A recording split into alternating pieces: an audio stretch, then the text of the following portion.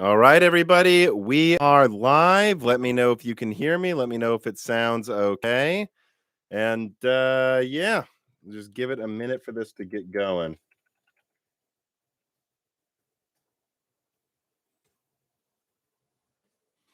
Okay, so let us see. Oh, and then let me open this up too to pull up the reader mails from patrons.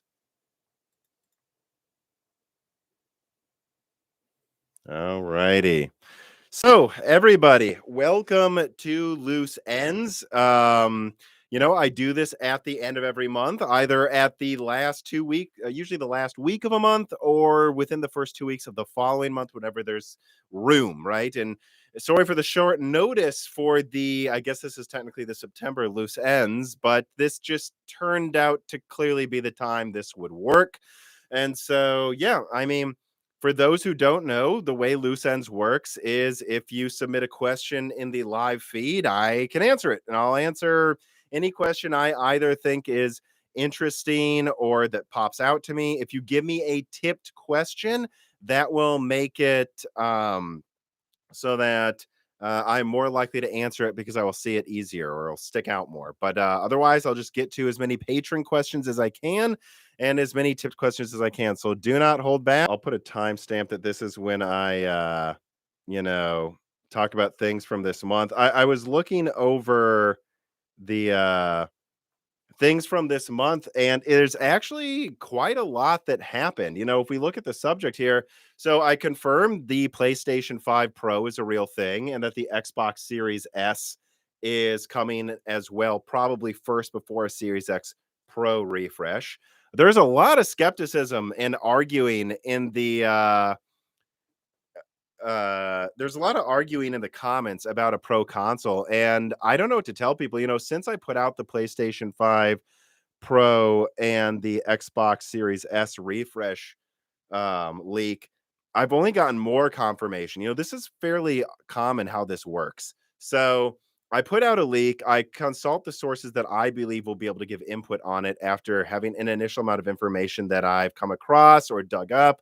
And then usually some of my other sources that weren't consulted come back to me and they go, hey, guess what?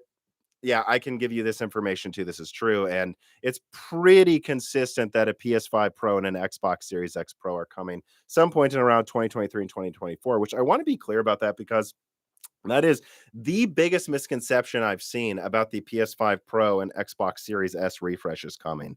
That everyone's like it's too soon. Well, it's not coming out this year. And honestly, the Series S refresh, it's the soonest is coming out at the very end of next year. And it's not even using a new APU as far as I can tell. So when people say, you know what, guys, there's no way a new Pro or Series S is coming because at the end of the day, it's too soon. It's years from now. And I think I've even seen people kind of I've seen people even quoting my video say the wrong year, and that's something that I guess just needs to be reiterated. Not this year. No PS5 Pro next year, and the soonest is the end of 2023. So no one's saying it's coming out right now, and you can go look at AMD's statements about shortages. So let's address the shortages concern. AMD themselves believes shortages will improve by the end of next year. So a whole year for the PS4 5 Pro comes out. So you guys see what I'm saying? They're planning these refreshes around when shortages get better because that's when competition will truly return. And so that's why they're doing this. And at the end of the day, I really recommend people listen to the Daniel Nenny episode of Broken Silicon that just came out because that one really hammers home like the fact that the shortage issue is a host of factors, and right now it seems like most companies' solutions is buying up 4 times what they need. And the second you hear that companies are buying up 4 times what you need is the second you go, "Oh, well then they're gonna have warehouses of extra stuff. Oh, well then there will be a crash." So, I am no longer doubting that there will be a crash at some point. I just don't think it's gonna happen right now. I think we're gonna see a slow trickle of improving availability, and let's be honest, availability is getting better right now. The prices just haven't come down. You can go get any card you want right now. It's just ridiculously marked up because AIB are seeing if they can continue to get away with it. And but eventually there is going to come a point where everyone just has a bunch of extra stuff and things crash. So that's what I'm saying. There will be a crash, and it should be before the next gen refreshes come out. And so when there's a crash, there will be more competition. Things will be on store shelves, and they will want there to be a better PS5. They will want there to be a better Xbox. And there's just no doubt that it's really coming. You know, I can't promise exactly when each one will, but I can say 2023 sounds like when basically the release cycle you expected from last time. Xbox Slim comes out first, then PS5 Pro, then Xbox Series X refresh. That's it's pretty consistent with last gen, is what I'm hearing. Um, all right, and then what else happened this month? So then, of course, there was the Intel Alchemist leak that just came out, which I don't have that much to add about that. I hope you guys enjoyed that. That was quite a lot of work putting together, um, putting together renders of Intel's upcoming graphics card. And I would just hope that at this point, um, people kind of stop doubting it. Like, look, Alchemist is coming and it's clearly going to be at least mid-range. Is it crazy that the Intel's able to do this? I don't think so. Intel is a big company and it's coming out like a year and a half late, guys. So I would say that both camps should have something they can say they were right about when it comes to expecting or doubting Intel XE to be a success. The people that never doubted Intel can say, I was right, it's coming out. But the people that said Intel XE will never be a thing need to say this. It's coming out like a year and a half late. Clearly, Intel wanted XE to come out at the end of 2020. So anyone who said it's not coming out was technically right on the year. Technically, it didn't come out. It's coming out late.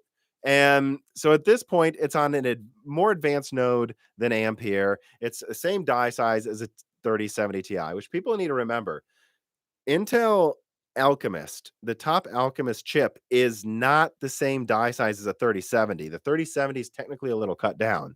It's the same die size as a 3070 Ti. And it's not TSMC 7 nanometer versus 6. It's Samsung 8 nanometer versus TSMC 6 nanometer. Intel is coming out a year late with something that has a full node advantage. To expect them to be able to compete with a 3070 isn't insane at all. Even if they aren't as good at making chips as Nvidia, for example, which I'm sure they're not. They have a whole node advantage. It'd kind of be like saying, does anyone, and this happened, by the way, this happened. It's kind of like when people were saying, there's no way RDNA 2 can beat the 2080 Ti. Like, even if AMD stumbled, they have a full node advantage over Turing. They're going to crush the 2080 Ti.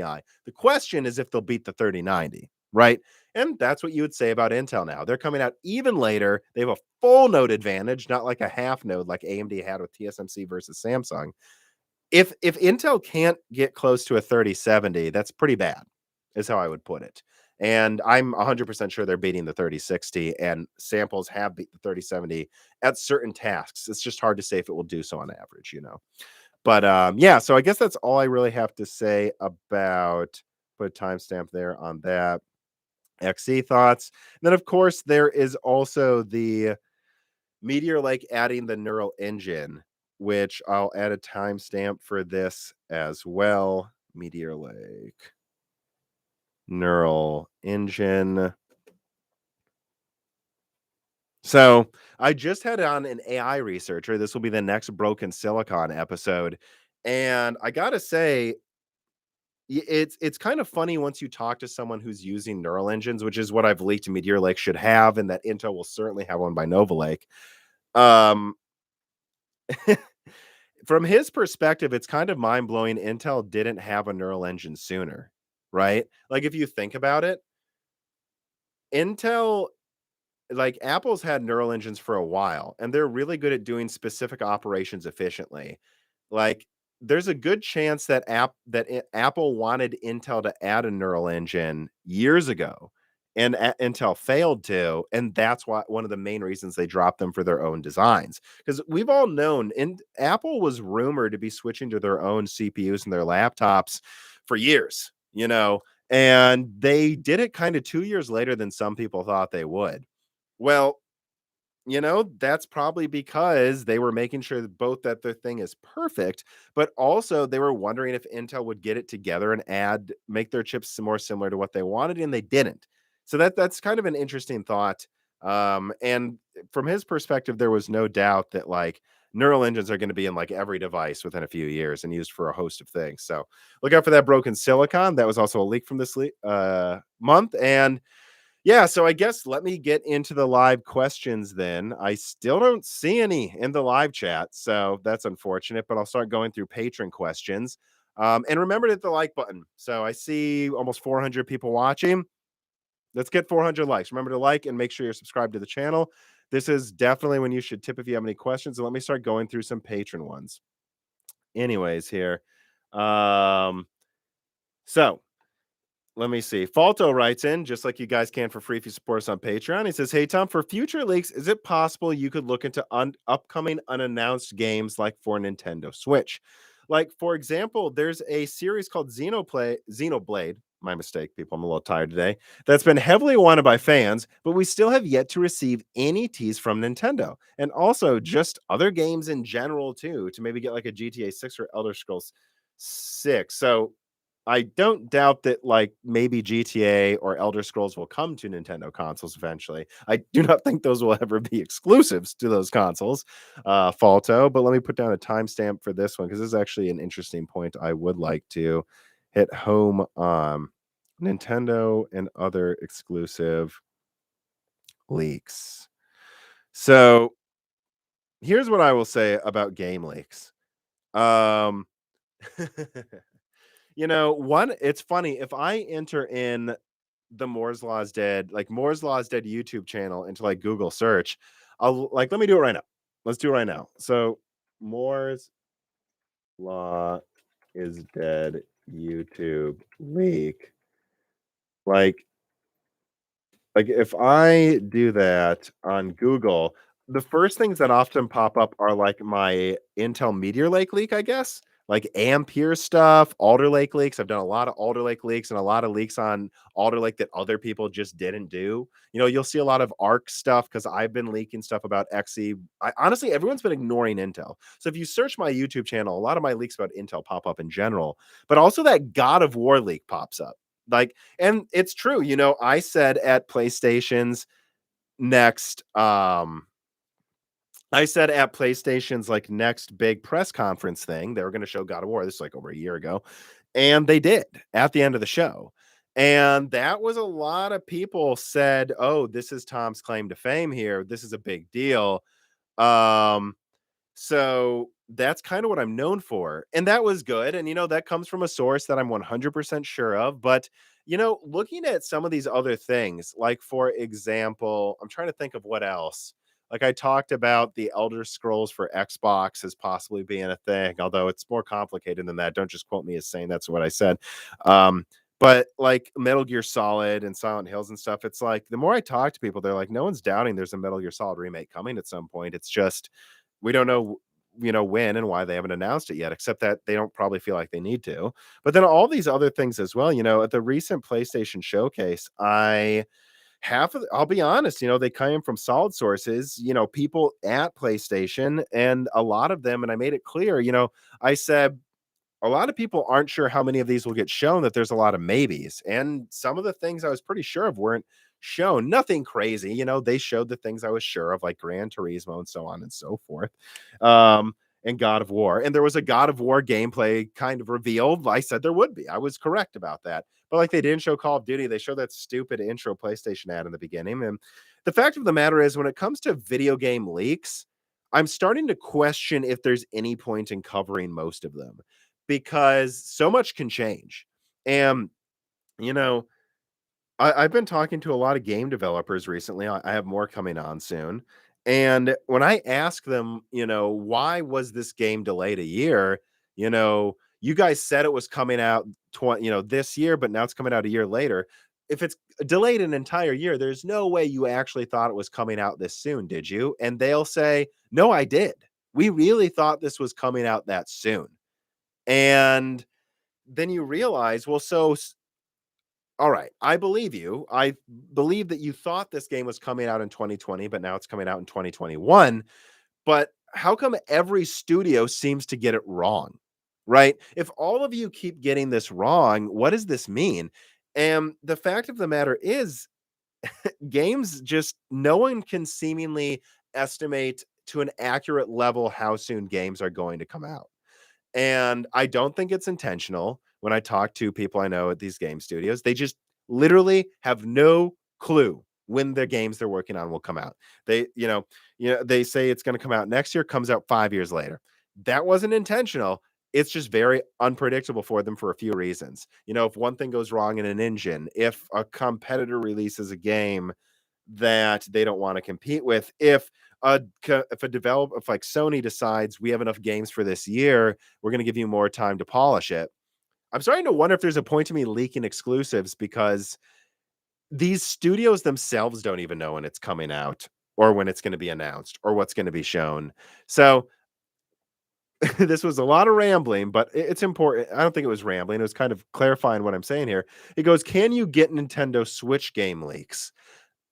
I could put more effort into it, but I don't think it's worth the effort, is what I'm saying. I'm not even sure the Sony stuff or the Xbox stuff was worth the effort. Hardware stuff is set in stone. They plan these chips years ahead of time. They're locked in stone at least 1 to 2 years before they're produced. A leak about an upcoming processor or console, it's coming out when you say it's coming out. But when it comes to games, it's just too unpredictable. And even games that you're sure were going to come out sometimes never do, right? Like, what was it? There was that Gears of War was considering being ported to PlayStation, and it recently emerged like a year ago that they have a PS3 build of it. So that means anyone that leaked Gears of War 3 is coming to PlayStation was called an idiot for 10 years. And then it turns out he was right. Was there any benefit to leaking that? So my answer is, could I look into more Nintendo leaks? Yeah, I probably will if it's hardware related, because I like Nvidia leaks, and Nvidia's making Nintendo products. But when it comes to exclusives leaks, I'm not sure there's a point to me covering any of them, you know? So that's my answer there. Anyways, let me get to a couple of tipped questions here. So George Millington Palmer writes in and he says, is the Xbox Series S future proofed for 1080p? Um, I actually kind of like that question. Future proofed 1080p. That's a good timestamp there. I'm worried it won't be able to keep up with games in 2 to 3 years. Well, what can we say about the Series S? The Series S has roughly the same CPU as the X. It's clocked slightly slower. And the Series S has 10 gigabytes of RAM. Frankly, he says, is the Series S future proofed? Can it run games in 2 to 3 years? It's honestly the RAM for me that's the question. Because that's actually hard if you run out. Having said that, though, it's not a magnitude different from 16 gigabytes that's in the Series X. So I think the Series S will be running any game they put on the Series X for in the next 3 years. So if your definition of future proofed is will it run games? Yes. But what are they going to have to do to fit a game in the RAM? Because I think that's a much bigger issue than teraflops, right? Like, because that just might mean they can't put certain things in it. That's the problem. The way they would probably solve that is just lower resolutions, and the same goes for teraflops. Is it future proof for 1080p? Well, guys, at launch, Assassin's Creed Valhalla, look it up. In the high frame rate mode, which is just 60 frames per second, the dynamic resolution drops to 720p already. That's your answer for if it's future proof for 1080p. The answer is no. The Series S is not. The Series S is good enough to run all upcoming games, but it is not going to run everything at 1080p. And that's that. Will it run most things at 1080p at 60 frames? Probably. But it's certainly not a 1440p console, and we already have games that with dynamic resolution drop below 1080p. So if it's already dropping below 1080p, no. Oh, he says including ray tracing? No, I don't think they should even bother with ray tracing on the Series S. Frankly, I don't think they should bother with ray tracing on any of the consoles most of the time, but that's a different discussion. And move on to the other tipped question. Kinahoon25 writes in and he says, Da-da-da. How do you feel about the rumor RDNA 3 and Lovelace are not coming out until 2023? So, I don't know. The rumor. I think a lot of people need to understand that I only leak things that from my source, like that I can confirm with my sources. I'll comment on things, but I do see this often. You know, people just go, "Oh, this rumor came out. Does this change things?" And it's like, "Oh, wait a second. This guy is." Oh no, I googled it and it just pulled up my leak on WCCF Tech. Oh, so I can't find this rumor. I'm sorry, I clicked on the wrong link. Past 24 hours. Let me filter it. Um, I'm just kind of seeing my leaks. So I don't know what the rumor is, but it's clearly not widely reported. Um, I don't see this rumor anywhere, at least not from anyone I think that's reputable, or at least it's not coming up on websites. So I have no clue. Here's what I think. Lovelace and RDNA 3 sounds like a quarter 3 product for next year to me. Could it slip to the next year? Well, I don't know. Intel XE slipped a year and a half. So I can't say it's impossible. Things get delayed sometimes. Um, but I don't I don't think there's I'd be very here's my answer. I would be surprised if RDNA 3 didn't have a paper launch next year. That's my answer. Um, Lovelace sounds like a more complicated answer because it always sounded like it was coming out after RDNA 3, except for specific models, which aren't the high end. Because I kind of feel like mid range and low end Lovelace may come out before RDNA before the high end versions do. But otherwise, I really can't comment. If you want my opinion on when RDNA 3 and Lovelace are coming out, watch my leaks about it. That's really my opinion. If some random guy just says, "Ah, it's coming out a year later," I don't know. I can't confirm that right now. And when I can, you'll get a video about it. But if you think about it, RDNA 3 coming out next year is 2 years after RDNA 2, or almost 2 years if it's quarter 3. That's not too long to design these things. And when it comes to Lovelace, uh, yeah, I don't know. I don't think Nvidia would want to not at least paper launch something against AMD. So I can't say I've heard that is honestly my answer. Um,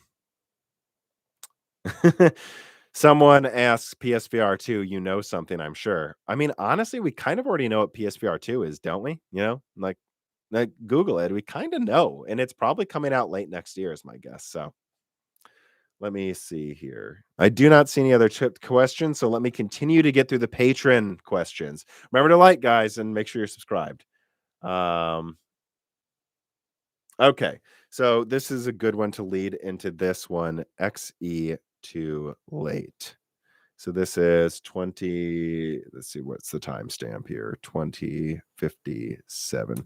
So Alexander writes in and he says, if Intel's GPUs are being pushed into quarter 2 next year, will it be better at that point just to wait for RDNA 3 and Nvidia's 4000 series? By that point, I'll have been waiting so long, I almost imagine another few months will be bearable to get something I know will be a good product versus the question mark that is Intel. I was looking forward to Intel's offerings, but now I'm just not sure. I currently have a Titan Pascal. All right, so you still have plenty of RAM, and I'm sure it's decent. On indefinite loan as it wasn't being used. So if Intel only hits 3070 to 3070 Ti levels, I feel like a 4070 may offer a better upgraded performance per boost per dollar terms and not too long after. Well, it's funny that you asked that, Alexander, because here's the thing. When you ask me, is it going to be worth buying Intel XE or waiting for RDNA 3 and Lovelace? It what you've got to remember is the specifics will matter on answering that question. And that I'm not going to say you should blanket buy anything until we see the reviews. Wait for Gamers Nexus review. Wait for Hardware Unboxed reviews. Wait for the Anantech reviews. Wait for reviews. All I can answer is if you give me specifics in the hypothetical, right? Because what if RDNA 3 does slip to 2023? What if it comes out 2024? When XE launches, which I didn't say it's slipping, I think no matter how you dice it, XE is coming out half a year, not a few months. XE's coming out half a year before RDNA 3. So it's not like it's like, oh, I'll wait. And then let's say RDNA 3 actually launches in October of next year. Let's just say it comes out October. Okay, well, will it be easy to get one in October? What if XE has good availability? Will you really want to wait another half a year in case RDNA 3 sells out?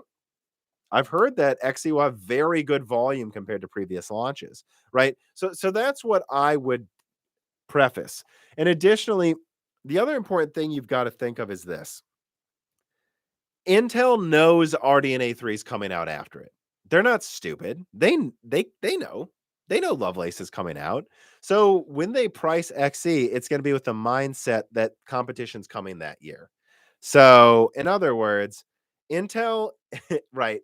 Everything right now is just going up in price because everything sells. Like AMD launches the 6600 XT for a higher price than the MSRP of the 3060, but the 3060 is never at MSRP. That's why AMD can afford to have an MSRP higher than a 3060. Whereas in a normal world, they probably would have priced the 6600 XT for $320 or $300, but they don't need to now.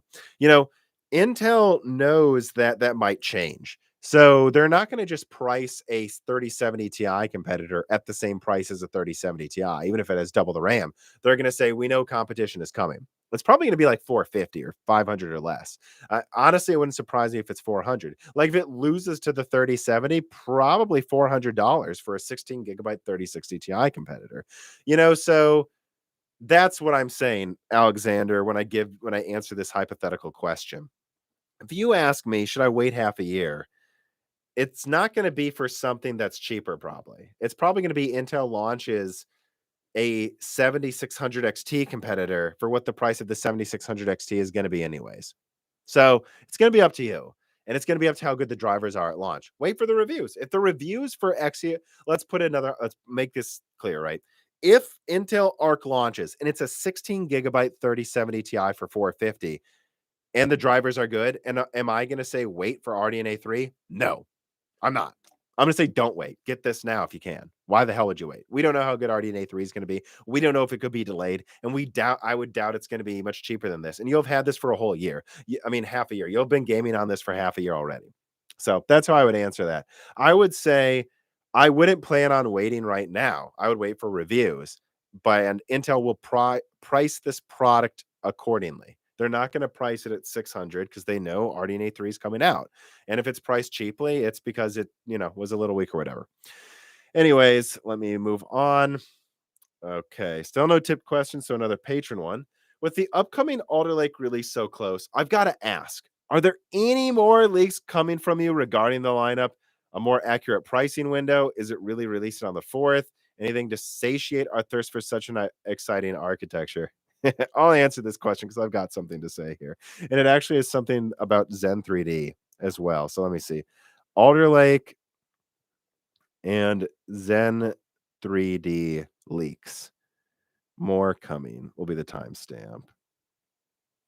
So, anyways, because I'm glad you asked this question, Pierre, because I've seen, or Pear, I guess is your name, because I've seen a lot of people asking me, where's the Zen 3D leaks? Guys, what do you want to know about Zen 3D? It's coming Q1. It is literally Zen 3 CCDs with Vcache on them.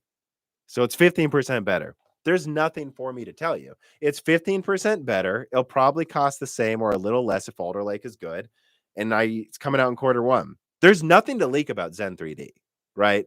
And so when it comes to asking me about Alder Lake, which launches in a couple of months, technically, what do you want to know? Right? I've already told you the IPC years ago. We already know the clock speeds, right? From some of my recent leaks and other leaks. We already know the lineup. Pierre, you say, is there anything you can tell us regarding the lineup? I told you the lineup.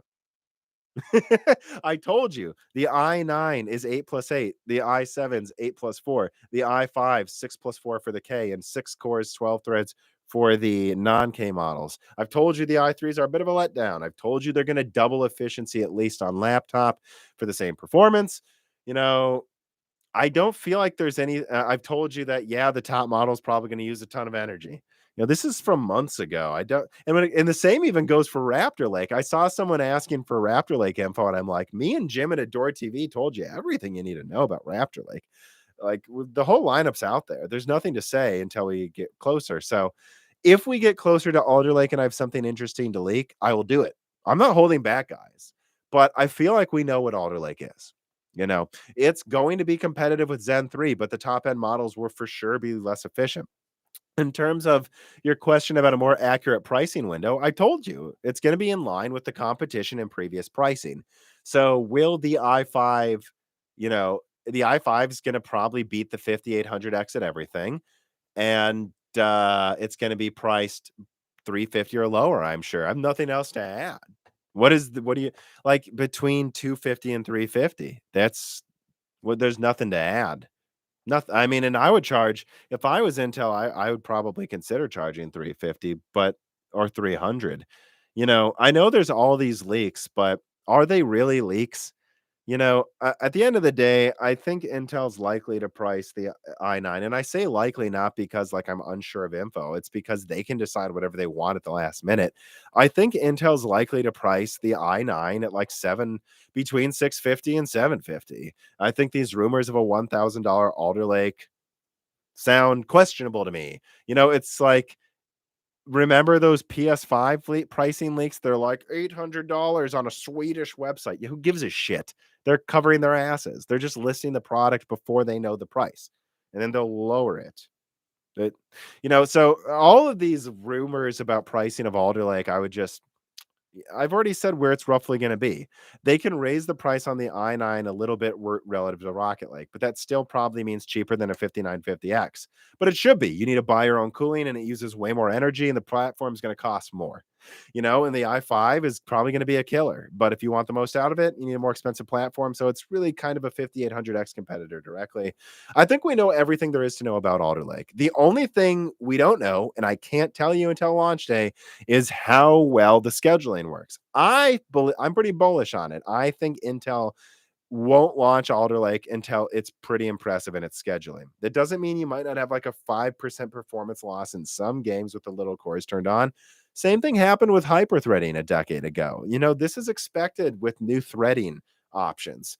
But I don't expect anything horrible with big.LITTLE unless you're using an older operating system. And when the rumors it's coming out November 4th, yeah, so after Windows 11's out, that's no surprise there, really. These things are expected. The initial plan was late October. If it slips to the first week in November, is that believable. Things slip a week all the time. It's almost to the point where you wonder if in my leaks I should just move everything back a month because everything gets delayed. you know but I don't really have much more to add. That's really what I want to say though about like Zen 3D, Alder Lake, Raptor. Like, I think we know everything, guys. And for me, these little things like, it's going to cost exactly this much. There's not really a point to me leaking that unless I literally know 100% what the price exactly is, which I did for the 6700 XT and the 6600 XT. I believe I leaked those prices first. So, like, and that was like a week before it came out. That's when I'll tell you exactly. But if I know roughly where the price is, I don't think there's a point in me trying to find out exactly soon. That would just burn sources, really. We have a tipped question here. Arkesh Aditya writes in, thanks for the tip. He says, do you think this current gen of consoles, excluding Series S, can do lighting in games good enough to look like Blade Runner 2049? Well, you know what? I actually have an interesting answer for that question, Arketh. I enjoy this one. Thanks for the tip. Let me put in a timestamp for this. BR 2049 on consoles. Like, and I don't, and I'm not trying to be semantic here. Like, do I think the current gen consoles, PS5 and Series X, and maybe Series S, can do Blade Runner 2049 lighting? Well, yes, I actually do. But at what frame rate? In what settings? Because pre-baked lighting looks pretty insane. And I was playing Hitman, and I checked out Hitman, on I have Hitman 2, so I have Hitman 2 on PC, and it's also on PlayStation Plus for free. And in fact, they upgraded to Hitman 3 for you, which is really cool. You can play it in Hitman 3 graphics. And Hitman 3 actually has full reflections out of mirrors and on the consoles. So they're able to do it, but then you play some other games like Watch Dogs and the ray tracing looks like shit. It's blurry, low resolution crap. And so which game in which settings at which frame rates? Because they're still kind of coming to terms with it. You know, do I think these consoles can do Blade Runner writing? I mean, lighting. I do. I just don't know that they'll do it at 60 frames or resolution. And I don't know how much of it is pre-baked because I think people really got to understand that it seems to me like ray tracing is most useful for shadows right now, right? And for certain types of touch-ups when it comes to lighting. Full ray tracing isn't that good looking. It's not really better than pre-baked lighting. Pre-baked lighting looks so good. You're going to want pre-baked for most of the stuff for the next 5 years. But for things like shadows, yeah. Now, so I think that the consoles are still not you know you know yeah, I don't know. I think that the consoles are gonna have really impressive stuff, but they're gonna be using dynamic resolution and all of that stuff, to it might not be at native 4K, it might not be at 60 frames, but that these consoles haven't really done what they're capable of. They haven't shown you what they're fully capable of yet. Wait for next year, that's when you'll see games honestly, you really won't see games built from the ground up for modern tech until 2023. And that's even games that were developed before the consoles came out, probably like a 4-year development cycle. So almost lost my train of thought there. Sorry, guys. I am getting tired. Got another tip. Let me see. Issues VFX writes in and he says, Nvidia rules with creative laptops. Yes, they do. I have an Nvidia Studio laptop, actually. He says all 3D artists use Nvidia as they help implement support for the ray tracing cores. Do you see Intel pushing into that area? Yes. Yes, I do. Yes, I do. I do in a big way. Do I think that Intel is just going to crush Nvidia when it comes to creative and studio and professional laptops? No. Nvidia's cemented this pretty well, but do I think Intel's a huge threat and is going to try to? Yes, for sure. And I'm not going to say much because I can't yet. I'm kind of, you can't actually see it because the arm's blocking what's on the whiteboard. But let's say Nvidia is doing things behind the scenes where they're very threatened, very threatened with what Intel's doing with XE. Um, so I think XE, if you think about what Intel does right now, they've already got like 80% or 75% laptop market share. And they that gives them the chance to bundle in graphics cards with their laptops in a way that's a huge advantage against both AMD but also Nvidia. You have AMD bundling their graphics cards with their processors, and then now Intel can bundle their graphics cards with their processors. That's a big threat to Nvidia. You know, it's all going to come down to software and if Intel can do it as well as Nvidia soon enough. I think for the time being, you're going to see most studio laptops still use Nvidia because they're proven. But at the same time, you can bet this is a huge avenue Intel's going to push into. So that's my answer on that one. All right, let me see what other question I want to answer here. Let me see. Let me see. Let's see here. Alexander Rothermel says, "Can you comment on DDR5 availability?"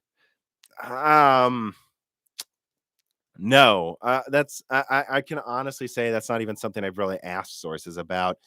What I can say is DDR5 and you don't need a source to know that DDR5 is going to cost way more than DDR4. And I actually would suspect its availability won't be that bad next year, but it's hard to say when it first comes out. I don't want to hazard a guess, but I don't think it's going to have. Yeah, I don't want to say. Like I would want to wait to do my proper research on that before I answer. Let me see. The Hollow writes in, I upgraded from an FX 8350 to a 3700X. My 16 gigabyte 3200 rotation skip 2000 series, but my 980 Ti is showing its age. Oh, okay. So the Hollow jumped around a bit there. His question is, I upgraded from an FX 8350 to a Ryzen, 3700X and 16 gigabytes of DDR of 3200 megahertz DDR4. I think Google or something auto corrected the wrong word on there. Uh, yeah, I skipped the 2000 series, and I'm thinking of skipping Zen 3. I have a 980 Ti. Should I get the new Alder Lake or hold on? It all comes. This is such a common question. So you have an 8-core processor, 16 threads, right? You have a 980 Ti.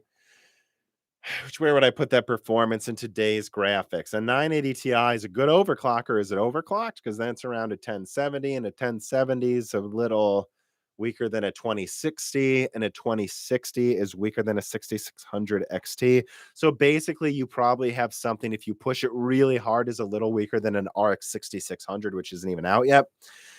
I mean, the graphics card's definitely going to hold you back more than that processor, unless you're trying to do insane 720p frame rates. So I would worry about the graphics card more, and I would not worry about a processor unless it's holding you back. I keep saying this.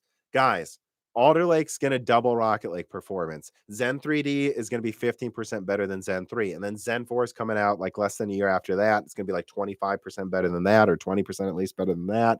And then Zen 5's coming. Raptor Lake's coming. Raptor Lake should be a good 30-40% better than Alder Lake, right? Because like 10% better big cores and double the little cores. So overall, you're looking at something maybe 30% better than Alder Lake year over year.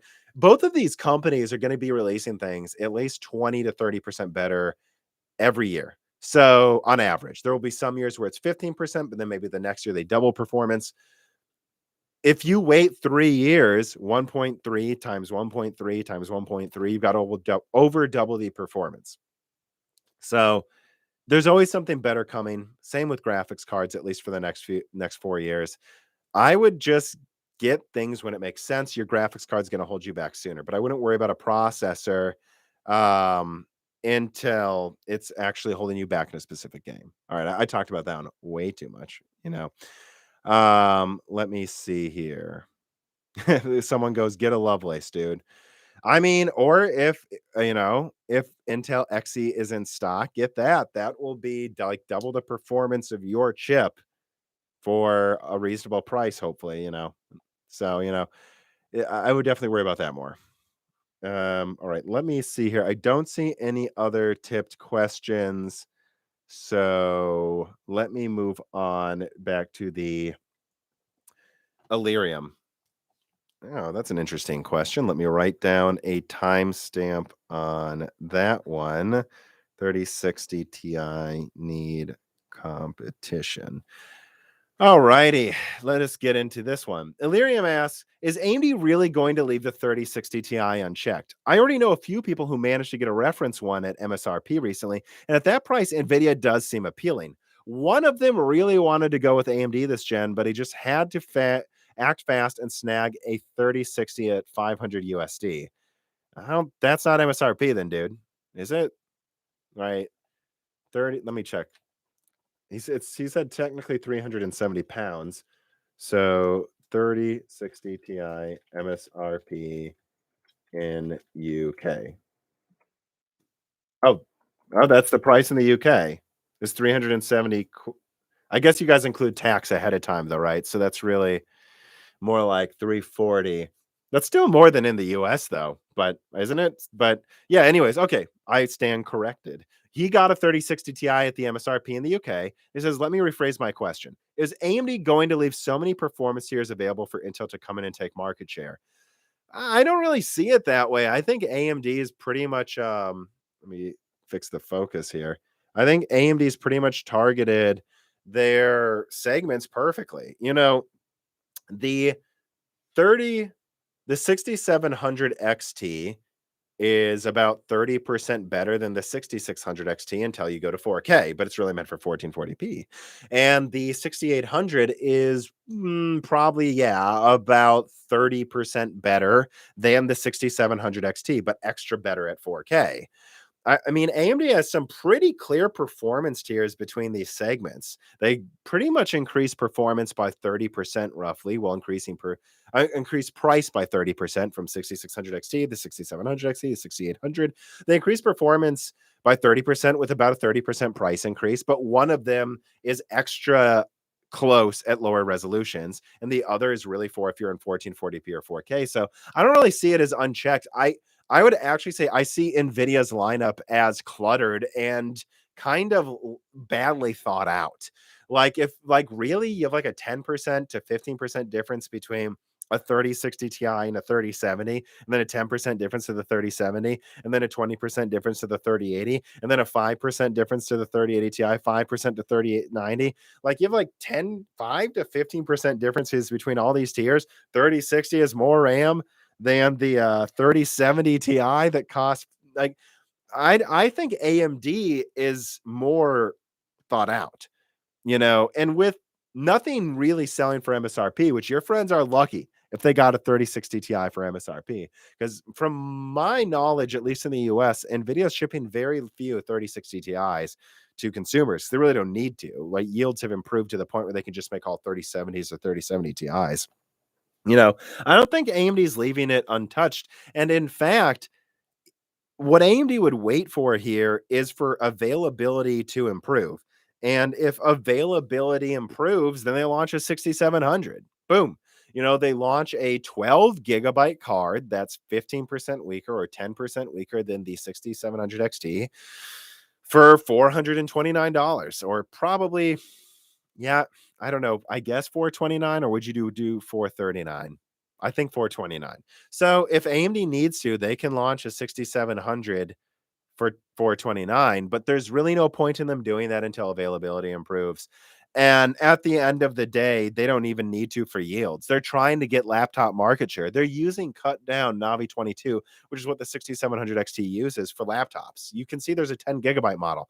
There's a disabled bus model I leaked last year. Literally a year ago, I said there's a 160-bit Navi 22 card being used for something, and it uses a lot less energy than the other cards.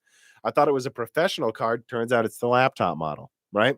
You know, so at the end of the day, I don't think AMD is lacking anything. I think Nvidia has just kind of jumbled their lineup. Uh, and that's for a whole host of reasons that I don't want to regurgitate. But yeah, that's what I would say. Um, Let me see here. Yeah, and until availability improves, there's no reason for AMD to worry about adding other things in their lineup. So Heath Dunn writes, and he says, I know this is off topic, but can you share any information on a SOCOM reboot? I've heard you mention it multiple times. Well, you tipped me, so I'll say what I can, which is not a whole lot. I've already talked about earlier in this episode how I'm not sure how worthwhile it is for me to say specific things about games I hear coming out, because they always get delayed. Some of them get canceled even if the leak is true, and people just get extra mad if a game they wanted doesn't come out when you said it might. They just get mad, and I get it. Everyone wants a new Metal Gear Solid or Elder Scrolls or SOCOM. So what I will say is this, and this is there's plenty of rumors from people I talk to that a team at Sony's working on SOCOM. I can't confirm it though. So let me leave it at that. That's heavily rumored. And I think a lot of those whispers even just come from the fact that it's common sense. I mean, think about the biggest shooters. Let me just Google this, right? Biggest, most popular online shooters 2021. Like, let's just do a dumb look. Black Mesa. So that's Half-Life, right? Doom Eternal. So that's some kind of like arcadey jumping around shooter. Call of Duty Black Ops Cold War.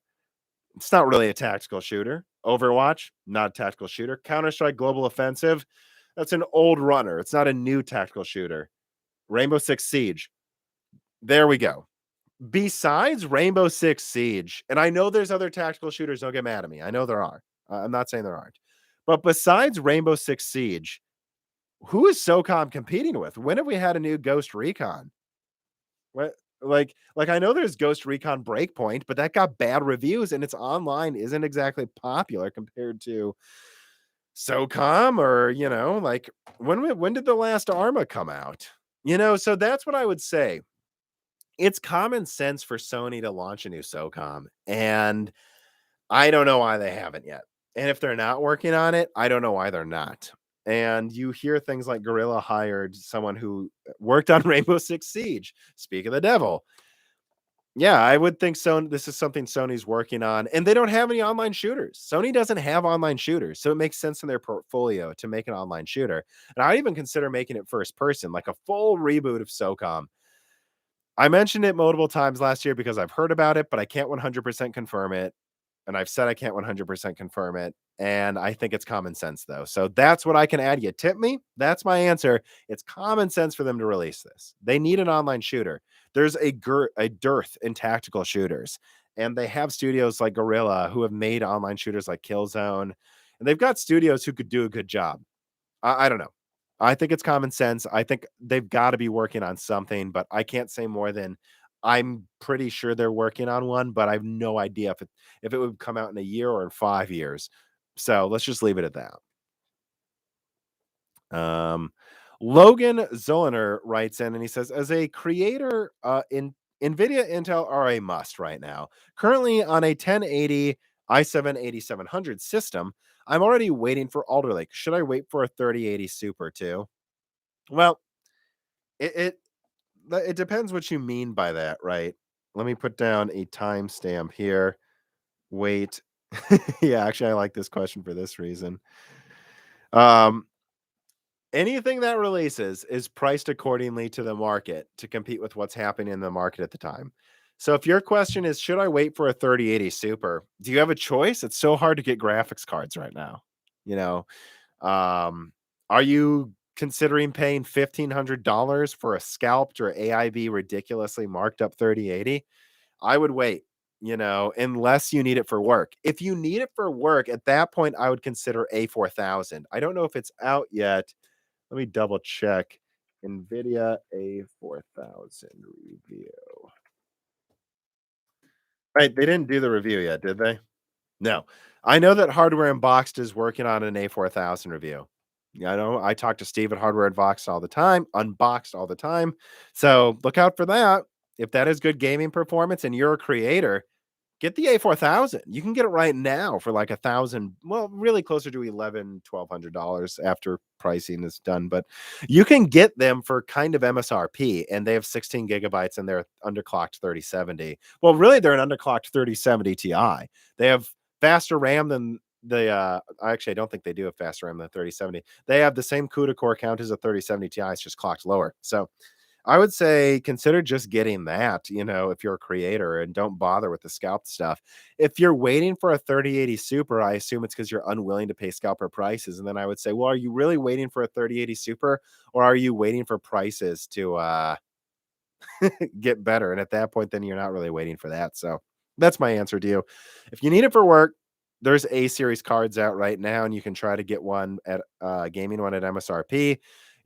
Just keep your ear to the ground and see if you can get a card for MSRP.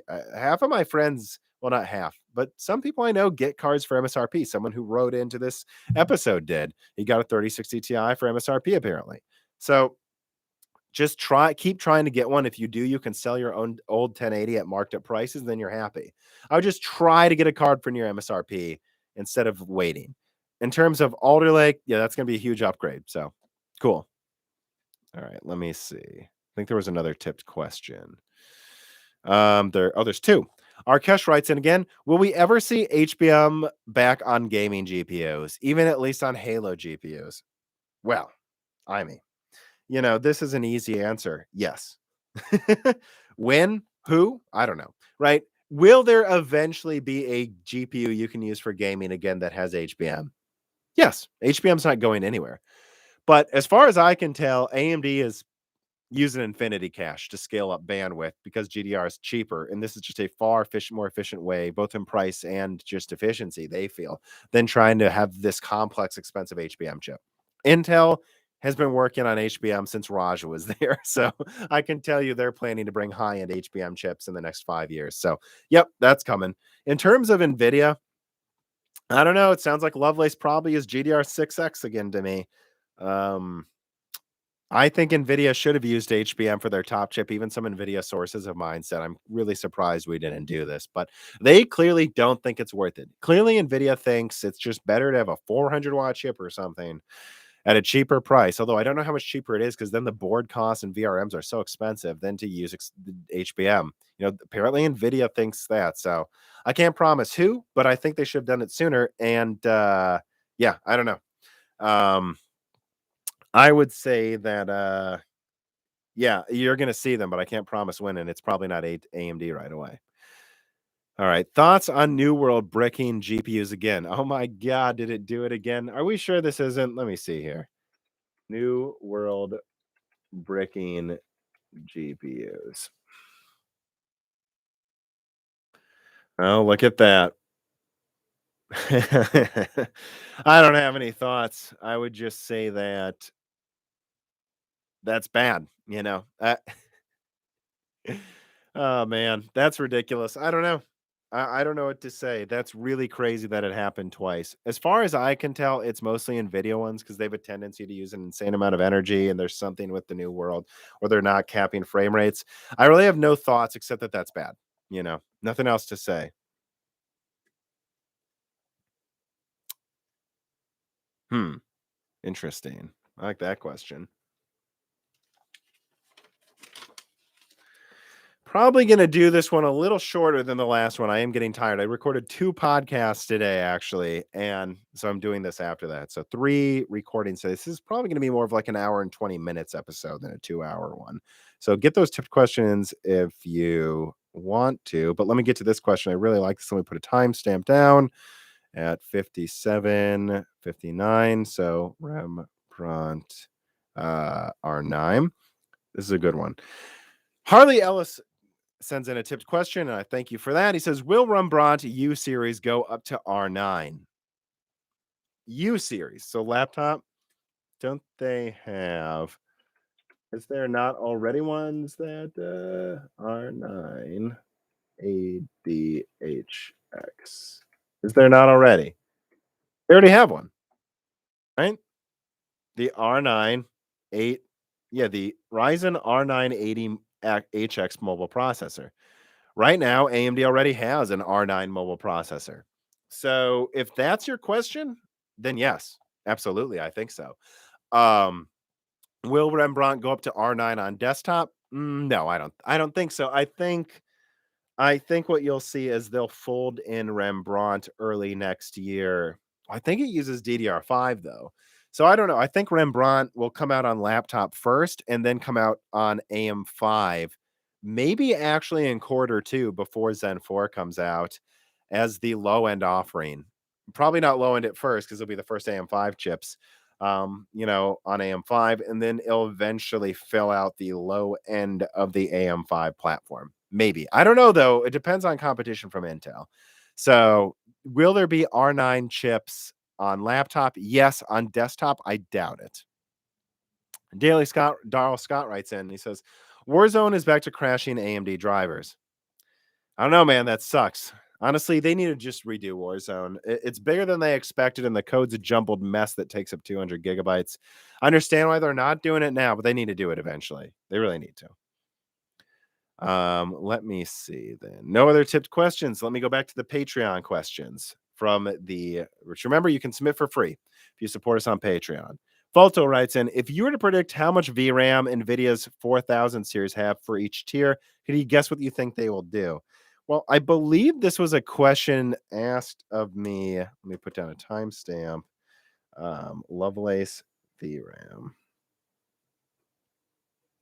So I think I already said this in the last loose ends.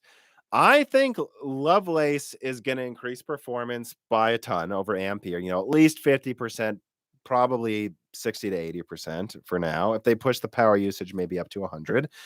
And that they're going to I think they're going to radically increase VRAM next gen. They skimped on VRAM because they weren't sure what to do. Do you give the 30, 80, 24 gigabytes or 12?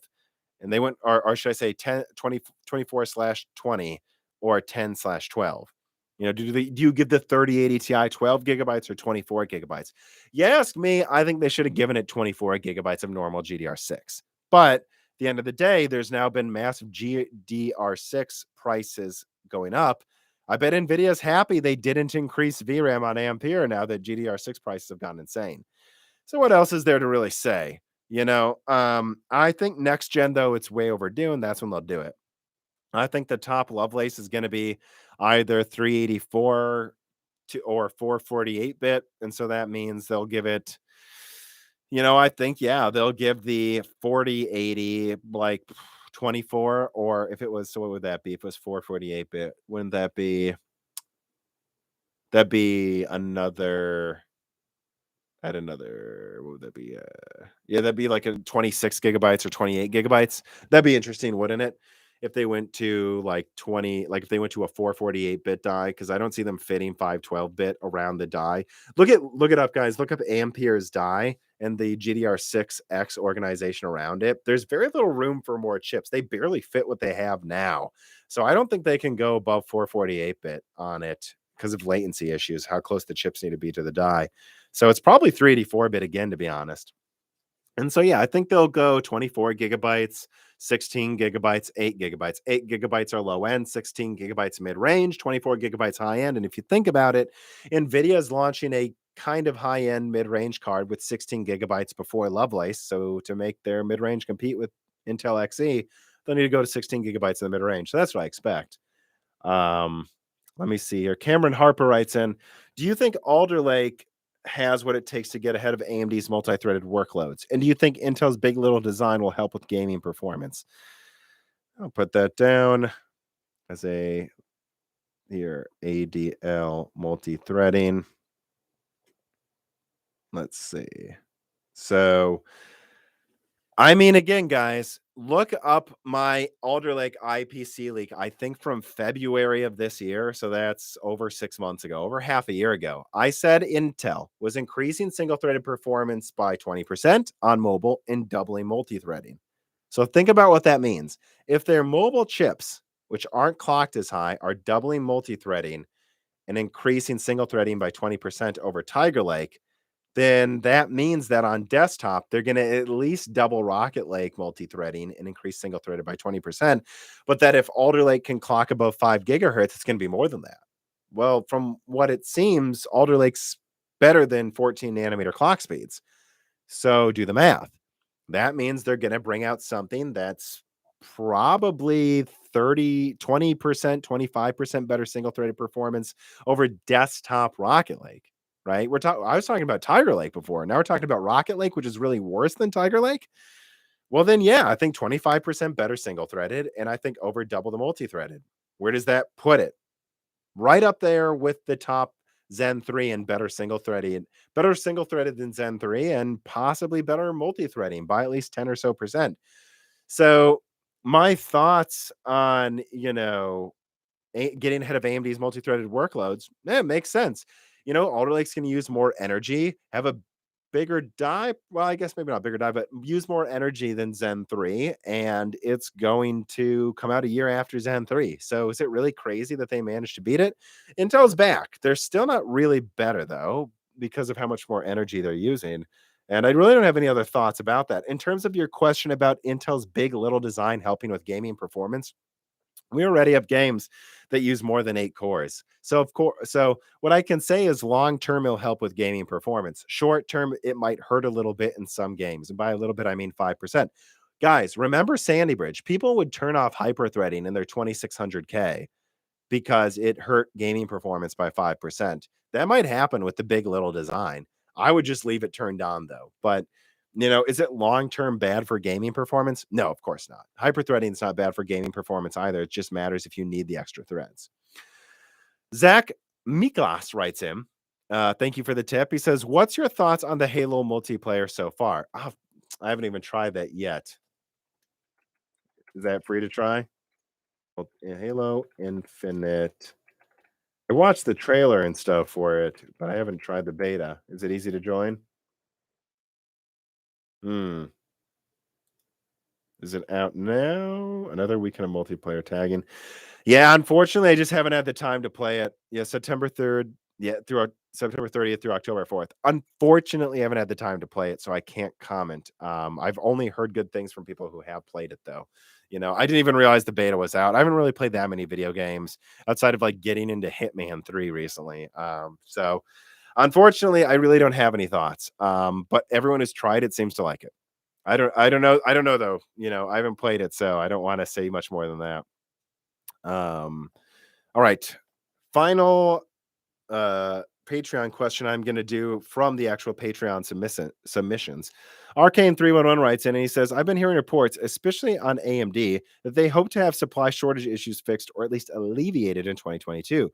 What are your thoughts on this? Do you think it's accurate, or will shortages continue well into 2022 and 2023? Guys, I've been saying for months that the silicon shortages, at least when it comes to the substrate, should be alleviated, or at least better by mid 2022, and that we should see things starting to get back to normal mid 2022. So I really don't have anything else to say besides that's what I've said, and that it's still a bit unpredictable, that there will be some shortages into 2023, but that as far as I'm told, everyone is buying up more than they need. So if everyone's buying up 4 times more than what they need, that means that a crash will happen before when some people think. In other words, I think shortages will feel better by mid next year, but I'm not sure they'll be completely better. And the people that think the shortages will be out of control through 2024, I don't think that's likely. So, all righty. So that's all those questions. Let me pull up the Discord. I'm looking at the Discord now, no promises. But if you guys want to submit questions in the Discord in the After Video channel, which you can for free, if you're a supporter of Moore's Law is Dead, do that. Otherwise, let me just look at the live chat. And I'll just kind of go back and forth. This is the final call. I'm really tired tonight. I recorded 2 podcasts. It's been a long week of work. So, I'm not going to go for 2 hours on this one because I'll just fall asleep. All right, let's see. Our Karsh writes in again. He says, I'm planning to study game development in college, suggested by one of my game devs, and I'm building a PC around that. So in their workstation PCs, what do game devs use more, Nvidia or AMD? I would say they use Nvidia more. This is an interesting question. Let me put down a timestamp. I like that. Our Karsh, you got a lot of good questions. I'm glad you're tipping for him here. Game devs use. Okay. So pretty much, and I went to the Carolina Game Summit in person. I talked to a lot of game devs, and they basically all were using Nvidia for the most part. I had on the guy from Funcom. They have mostly Nvidia systems, but they use AMD as well. A lot of that has to do with drivers. Right now, it has to do with, and yeah, I don't want to get into it, but it's mostly Nvidia. And a Ubisoft dev I talked to said you need a 2060 or better. So I think if you're a game dev, an A4000 is probably perfect. That's what you want, an A4000. You don't need, most game devs say they don't need something better than a 2080. They want something around there or better, which is pretty close to what's in the consoles, and just extra RAM. That's what an A4000 is. So if you can afford it, an A5000. If you can't, an A4000. Otherwise, I don't know, right? A 3060 if you're being real cheap. 3060, A4000 or A5000 is what most game devs would recommend, I think. In terms of the processor, they mostly use AMD processors now, which is interesting, isn't it? I don't know what types of games you're developing. Just getting something like a 5950X is probably way overkill. I'd say anything with 8 cores, but if you need extra for your specific multitasking or workloads, do that, you know. Yeah. So game dev here, it's been almost exclusive Nvidia forever. Yeah, they basically all use Nvidia, and they all say 2080 or better is an ideal, but really you just need a 2060 level of performance. I find a similar thing. I have a 2060 laptop that I've overclocked, and I find I can run any game at settings that are enjoyable. Certainly can't do 4K in every game, nor even 1440p, but I can play older games like Resident Evil 2 at like 4K. Well, nah, VRAM issues, not really. At 1440p 60, I can play newer games at 1080p 60. Yeah, that's what you'd look for. I do see some people in this the chat say they're game devs. If you are, please email me. I want to interview more game devs. I've got another one coming up within a month, another one that I'm trying to slot in right after that. Please email the Moore's Law is Dead email, which is in the about section of the YouTube channel if you're a game dev. I'd love to have you on the channel. Let me see here. No questions from patrons right now. Let me see what else we got.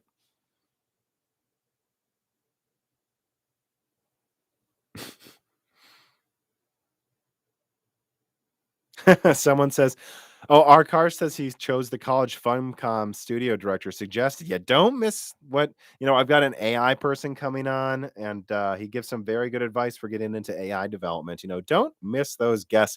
I know not every guest I have on is perfect for everyone, but don't forget to look at the Broken Silicon catalog and go, oh, I didn't know he had a Sony Santa Monica person on, or oh, I didn't know he had on several server engineers. This is really good for what I do. There's a whole that's why I do guest interviews as well. As they may not get as many views as the news episodes on day one, but people go back and listen to them. So don't forget those are all out there for you.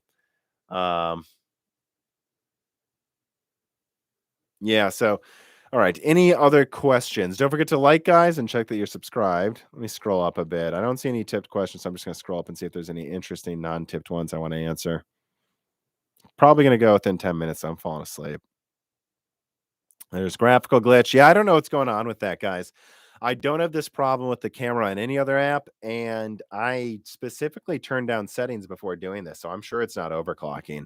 The best I can say is something in some driver, YouTube hates my camera right now. So I don't know what to do about that. Either get a new camera, or I don't know, use a different computer for the next live stream. I guess we'll see. Because, yeah, this problem didn't happen a few weeks ago when I used my laptop to stream it. So who knows? Maybe I'll just start doing live streams from the laptop. We'll see if that fixes it next time. Let's see.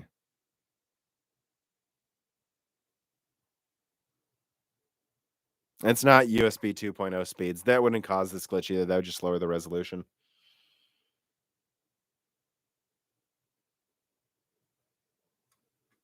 Let's see. Blue point debunked. No, it's not, guys.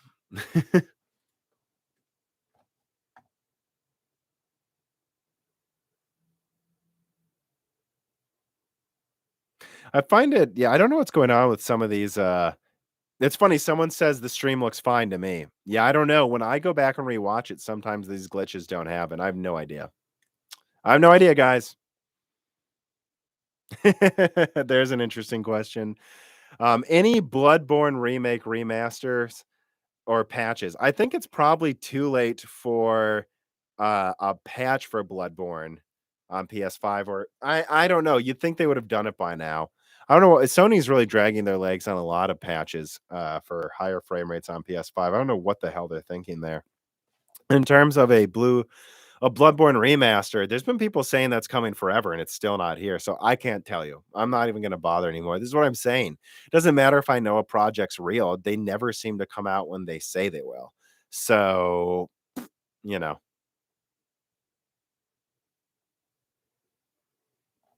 The stream is glitching a lot. Yep. Nothing I can do about it. And the unfortunate thing about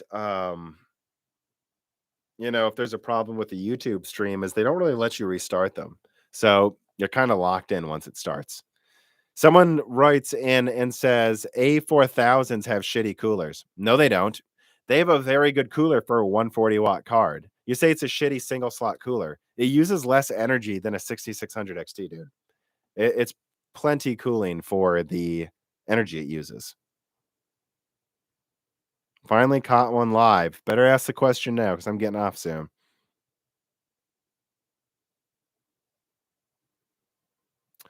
Yeah, let's see. Was there anything else from this month that I haven't talked about yet? I've talked about neural engines. That's the next guest. Talked about Alchemist. Talked about the Pro consoles. I'm